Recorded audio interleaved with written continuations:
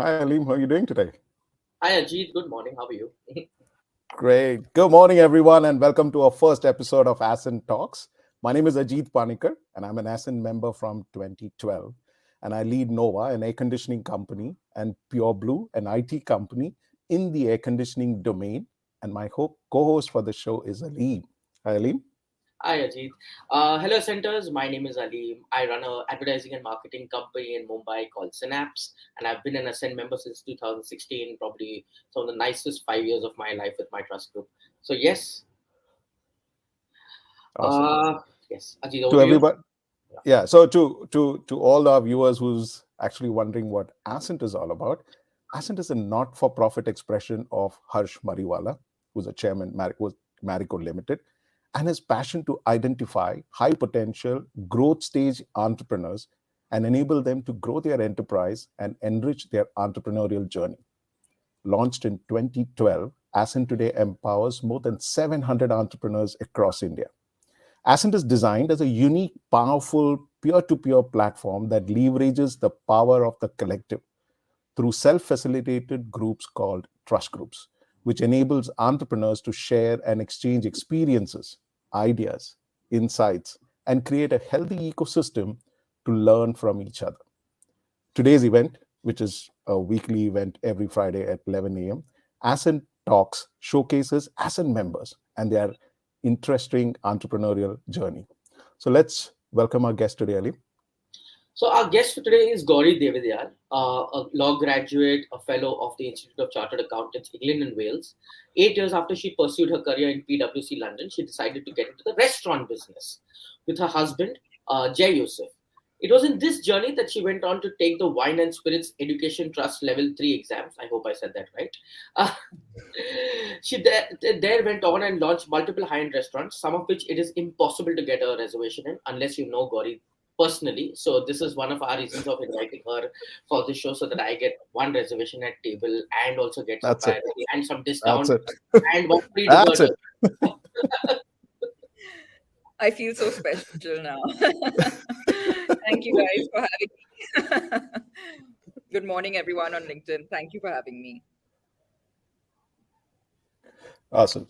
So, so to start with, Gauri, do you want to actually tell our viewers what your business is all Yeah. about, some of the client solutions? Please go ahead with that, so we get a background. Our viewers get a background of what you've been doing. So, of course, good morning, everyone. I got into the hospitality business about 12 years ago.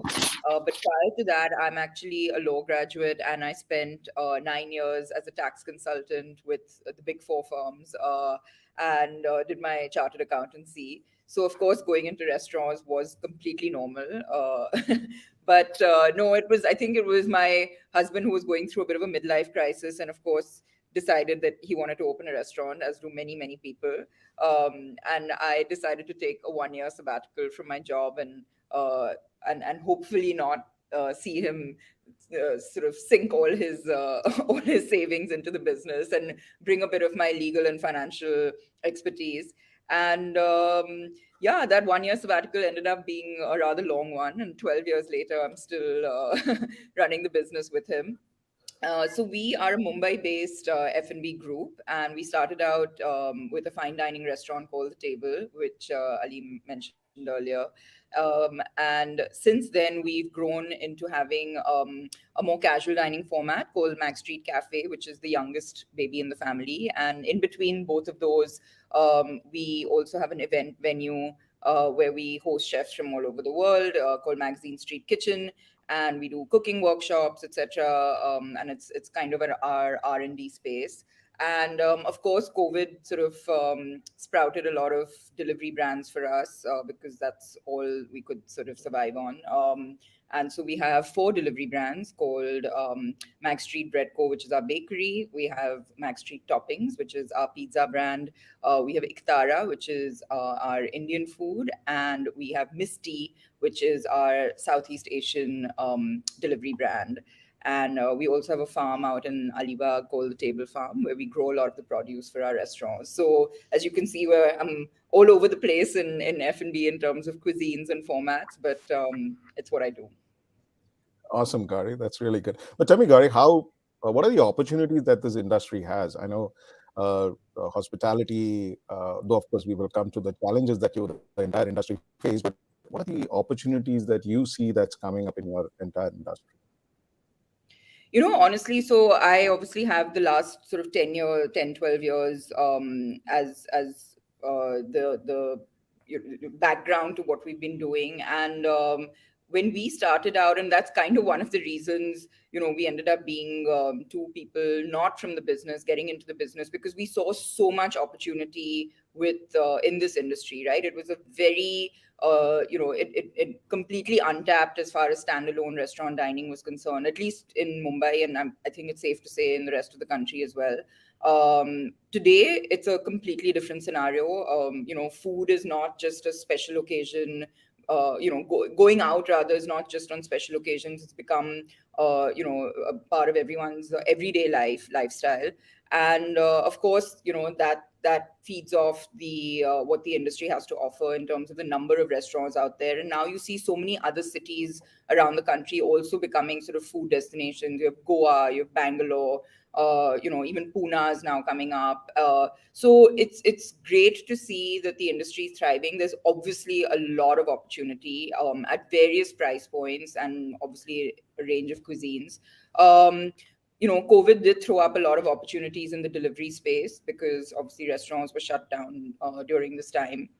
And so it led to a lot of innovation in terms of delivery cuisines as well as delivery formats. Like I mentioned earlier, we launched a bunch of brands, but we've seen so many brands not do it as a temporary sort of opportunity, but rather launch brands which are here to stay in the delivery format. And I've seen so many home chefs now take the plunge, because during that time they found opportunity to start doing something they may have always been dreaming of but just never had the courage to do. And yeah, so it's a very exciting time for the industry now that we've come out of the sort of the lull, so to speak. And I'm really excited. I think that there's, if you do something well, and you give people value, the world's your oyster, literally, right now. Absolutely. So, Gauri, very interesting. You said you don't come from the restaurant background. So, when you got into it, what significant changes did you bring about once you took over, or you started something, or you founded something? What are the significant changes that you brought about uh, through your background and stuff like that? So I think not being from the hospitality, sort of not being formally trained in hospitality, it was it had its pros and cons. I think the biggest con was obviously that we learned everything on the job, which can come at a certain price. It takes you a little longer. But the biggest pro, I think, was that we didn't have any preconceived notions of what things should be, but we were really guided by what we wanted it to be. So, sort of complete full disclosure, I can't cook to save my life. I have no interest in cooking, but both Jay and I love eating. We love food. And so we used to dine out a lot around the world. Jay had moved back from California, I had moved back from London. And we love travel, we love food. And we would always come back home to Bombay and be, feeling like there was something missing. And I think that's what gave us the opportunity to really work with the proverbial blank slate, right? And create what we thought would be our dream restaurant. I think that we bring that, we brought that sort of sense of fresh ideas with no benchmark, no sort of prior sort of set ways that we had to follow. And I think so, firstly, we brought a lot of those fresh ideas. I think that was one thing. And then, because it was husband and wife working together, I mean, of course, that comes with a whole host of I don't know how you problems. manage that. I really don't know how you Trust me. manage I don't that. know. Absolutely. We're still married. It's a miracle, honestly. No, but I think very early on, to be honest, we realized that we had to recognize what we were bringing our strengths to, our respective strengths to the business, and and trust each other to, lead the way in those. So, obviously I had the legal, financial, sort of attention to detail. Jay was the crazy risk taker, had these mad ideas. And, of course I had to keep bringing him back down to earth and sort of helping him execute that. But we sort of I kind of take a lead on the marketing aspect of the business, and which is very important for not just our industry, but of course any industry. And Jay, heads a lot of the operational part of it. So I think we brought our respective strengths and interest areas to the business. And honestly, because we didn't have any background, we've kind of navigated this business in the way that we feel most right for us. And I think that's really what's worked for us. So even in terms of expansion, we didn't. Everyone expected us to open a second table and a third table over the few years after we opened the first one, and we're still only on the first table. But we have expanded into other, laterally, I would say, into other cuisines, other formats, but they were all leveraging what we had already created. So I think, just the most important thing I would say is that we were not led by any sort of standard route that needs to be taken, but really kind of carved our own path. It's Fantastic. amazing, yeah, absolutely. But Aleem, tell me something. You know what Gauri said? She brings Jay back to ground. Why does that sound so familiar? Yeah? It sounds so familiar I, even for I me. wonder, Yeah? I wonder, I just can't place it. They bring us down to the ground, to earth. I really hope Amazing, Jay's not brilliant. listening to They this. have a table, but you have to sit on the floor. We'll make sure they bring it down. But Crashing Gauri, down. but Gauri, tell me something. COVID's been really tough on you guys, right? I mean, especially for the entire industry.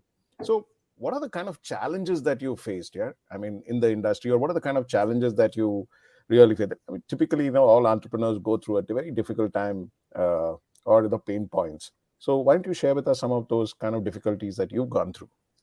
So, just specifically with regard to our industry or the restaurant industry, I mean, one of the biggest challenges is that it's a very capital intense business, right? You've got these beautiful spaces on the high street usually, and, comes at high rents. You've invested. And while you can do delivery from a restaurant, you can't really convert a complete dine-in business into a delivery business. You're never gonna kind of make up those numbers, right? So we were sitting with all this sort of this huge operation, which was completely, which had completely come at a standstill. But the other big part was our team, right? So to run a restaurant, I mean, just to give you some perspective on the table, so it's an 80-seater restaurant, and we have about 100 people, including our centralized functions, for this one restaurant. So that's like, almost like a 1.25 team member to one diner in the restaurant. And that's a huge overhead for a business like ours. But it is also necessary. And, the team is so critical to running this business. A lot of people think the restaurant business is about the food and the space and, service, etc. But it's really actually about people and the connections that they make with diners, and how they, sort of make them feel like coming back again and again. Of course, all the other aspects play a very integral part, but it really comes down to people. And I think one of the biggest challenges that we faced during as well as post COVID is that there was a quite a big exodus from the industry of manpower, because we opened closed a lot of the time during the last 2 years because of the government regulations, and the way COVID was sort of wreaking havoc in the world. And I think a lot of people just had either an epiphany that they no longer wanted to be part of the business or the industry rather, or that they couldn't afford to be in a business that was so volatile at that time.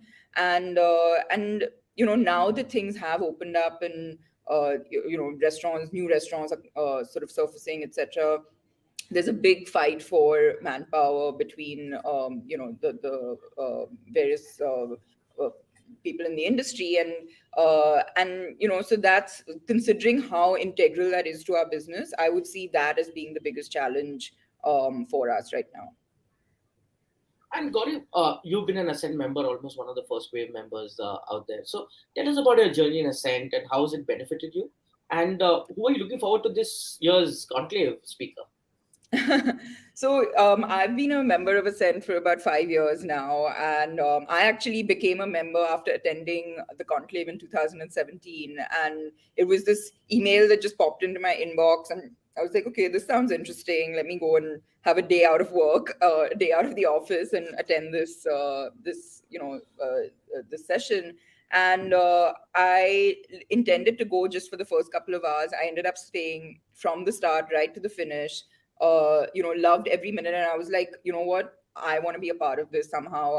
It's and I'm not just saying this, because we're here today. I genuinely, this is exactly how it happened. And then a few months later, I became a member.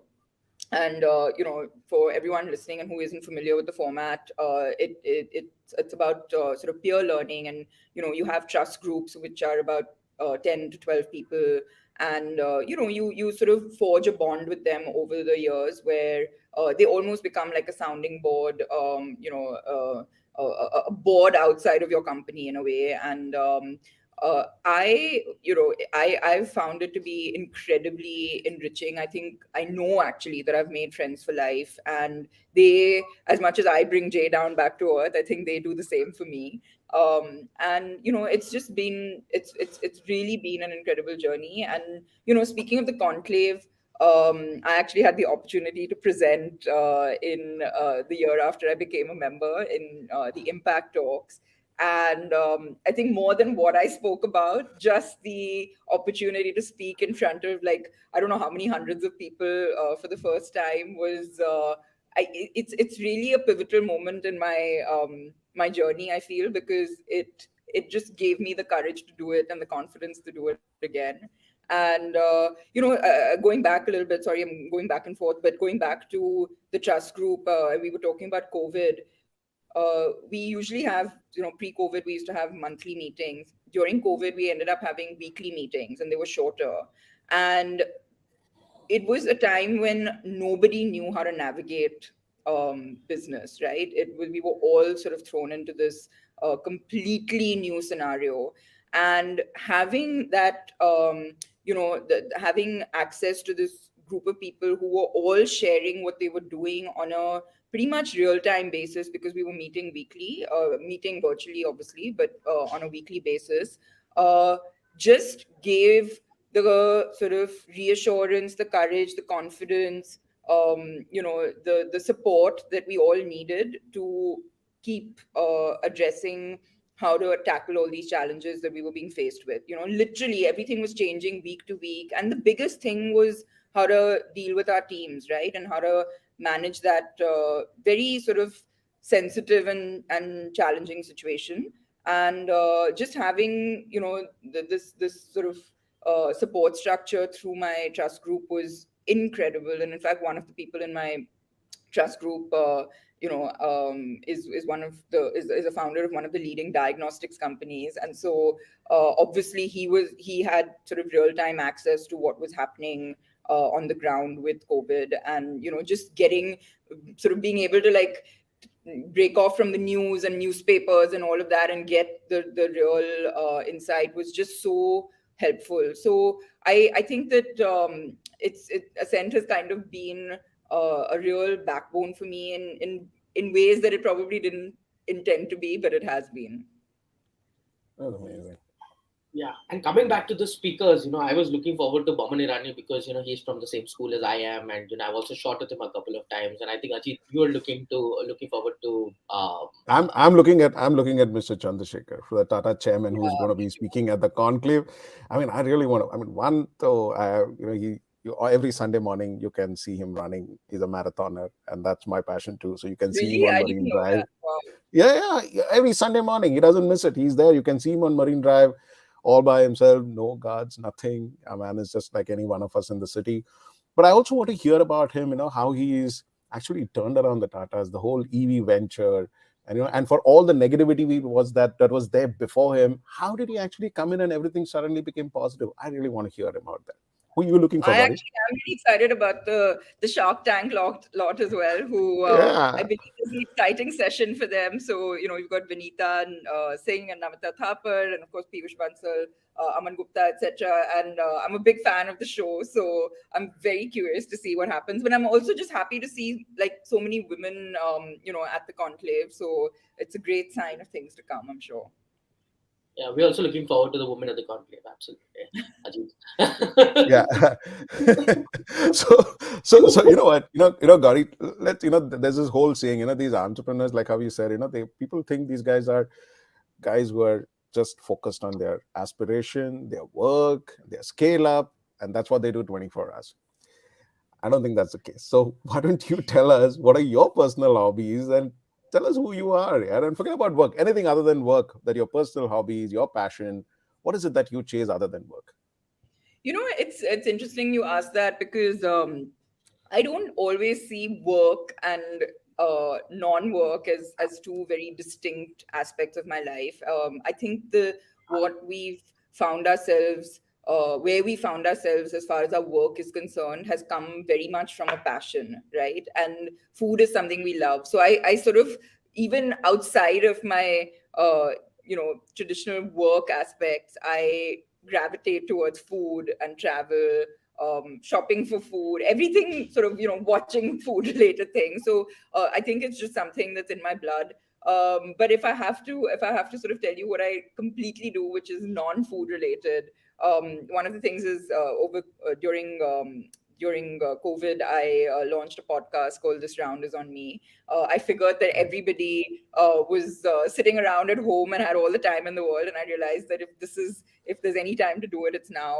And in fact, Mr. Harsh Mariwala was my inaugural episode guest. And the idea again came from this aspect of not really knowing how to navigate the world during COVID, and wanting to hear from other people in different industries as to what they were doing, what they were going through, how they felt their industry might change as a result of COVID. And so, yeah, and it took a life of its own. It's in its second year now, and I've also launched a second podcast. So I've obviously got addicted to podcasts outside of work, and Jay is always like, "Are you ever coming back to the office?" Because I think I spend more time in the studio than at work. But I love it, and so I have a second podcast called Women on Top in India, and it really focuses on women entrepreneurs and sort of some of the challenges and successes they've had getting to where they are. And before that, I had a podcast called The Kulaba Cartel, which was about what it takes to make a restaurant in Bombay. So yeah, so Wow. as you can see, even though I love podcasting, I had to like weave in my business into that. And then the one place where I literally have no access to anybody, no phones, nothing, is when I'm diving. I love diving. Wow. And I don't get to do it as often as I'd like, but it's something I discovered a few years ago, and I used to be really scared of water after watching Jaws, of course. But I did You it should be scared of once. sharks, yeah. I mean, if you watch Jaws, you should be scared of sharks. You just got the And, wrong guy to be scared of. But she likes the uh, sharks. yeah, literally, I know the other sharks, right? Yeah. Yeah. But yeah, I did it once, and then I've been addicted ever since. So yeah. Fantastic. And Gauri, I met you at the airport once. You were with your daughter, and tell us about your family and tell us about your personal life and things like that. How do you So manage my your work life family and balance? work obviously are very blurred because I work with my husband. So I think it's more of a challenge. I think I strive to stay away from him when I can rather than spend more time with him. But of Now course, I yeah, know why he wasn't there on that flight. yeah. We have a 9-year-old daughter together, and she's a bunch of fun and laugh. And she, of course, in our business, the weekends are actually the busiest rather than the weekdays, Yeah, which is sort of, I that's guess, right. converse for everybody else. So often I kind of drag her to work on the weekends, and she spends time in the kitchen. But where we, she loves food as much as us, and I guess she didn't have a choice. But yeah, it's great fun. So That's truly amazing. Yeah. Superb stuff. And it's great that, you've been able to bring out that work-life balance. And I think that is very important because often entrepreneurship is misunderstood as somebody just chasing his crazy dreams. That's not I how it don't know is. if I'm Awesome. if I've cracked the balance yet, but I think we keep trying, and it's I'm not the first sort of working mother, so I'm sure it'll all be all right. Amazing. So we just have about 3-4 minutes before we wind up so that we stick to our 30-minute schedule. But Gauri, it's been fun listening to you. Yeah, it's been fabulous. It's great that you brought out more about your work, about your family and your passions. It's fantastic. And we are going to see you at the conclave, the Ascent Conclave. What do you say, Aleem? Absolutely, absolutely. Looking forward to that, and maybe it's time to wrap up the show, Ajit. And because we're trying That's to right. keep this just as a 30-minute show, and we don't want to take too much of everyone's time. It's Friday, and we're sure everyone has to wrap up. So thank you for All attending, right. everyone. And Ajit, if you want to. Yeah, sure. So thanks, Gauri. Thank you so much for being with us today. Thank you very much. See you soon. All right. To all our viewers, just I hope you enjoyed what we've actually brought together to you. We're at the end of the show, and there are 3 things that you can do now. All right. So if you're an entrepreneur and just happy doing what you do, follow us on this LinkedIn page or any of the social medias that you watch, and we'll get you a new story every Friday at 11 a.m. that will inspire you. Enough dose to keep you awake for the next one week and keep you happy. But if you are keen to meet more ASEAN members, remember there are about 700 of them from across the country, then you should be part of the ASEAN Conclave on 24th November at Mumbai. In the chat section, you can see the ASEAN Foundation website. You can go there. You can register for the conclave. That's the website. Just go there and register for the conclave and be part of it. Now, the last option, which is the third one, which you can act on, is if you believe the next decade is the era for India and you want to be part of that story and believe that you are growth ready, then you should visit this website, ascentfoundation.in, and apply for membership. Now, here's a disclaimer. This is not an option like you pay a fee and get an immediate membership. It doesn't work like that. Ascent will get in touch with you. They will evaluate you if you are truly a growth ready entrepreneur before they bring you on board. And that could take some time. So that's for today. And we will see you next Friday, 11 a.m., with a new Ascent members story. And And if you enjoyed the show, please send us a like, a comment. I mean, it really encourages us to go ahead. Even if you have feedback for us, please let us know and share this with your network. It's nice to share these things and show that you are one of the savvy people there. yeah, absolutely. Yeah, just keep writing to us. Tell us because what you would like to hear from the entrepreneurs. So once you write to us, you can put it on this comment itself. We're going to keep watching all these videos, all these comments, these feedbacks, and we'll try to improvise every Friday and try to bring you the essence of entrepreneurship and what Ascent is all about. So just in time, 30 minutes. Thank you very much. Fun, Alim. See you next Friday, See you next 11 a.m. Friday. See you next Friday with another interesting entrepreneur, and let's see what that has to bring for us. Yeah. Thank you very much. See you. Have a wonderful weekend. Have a wonderful week ahead. See you. Bye bye.